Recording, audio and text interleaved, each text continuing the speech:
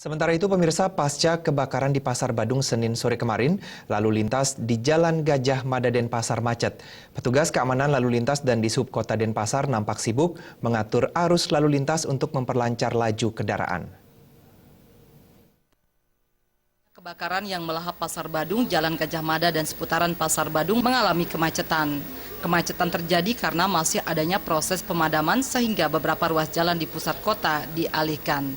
Kemacetan diperparah karena pengendara kendaraan roda 2 maupun roda 4 memarkir kendaraannya tepat di bahu jalan untuk melihat peristiwa kebakaran yang melanda pasar tradisional terbesar di kota Denpasar tersebut.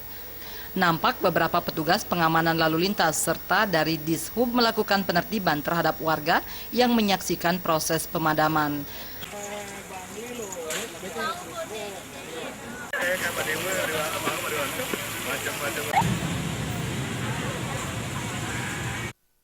Bagi masyarakat yang ingin menuju kota Denpasar diharapkan mencari jalan alternatif guna menghindari kemacetan di Jalan Gajah Mada, Jalan Sulawesi, dan Jalan Kartini.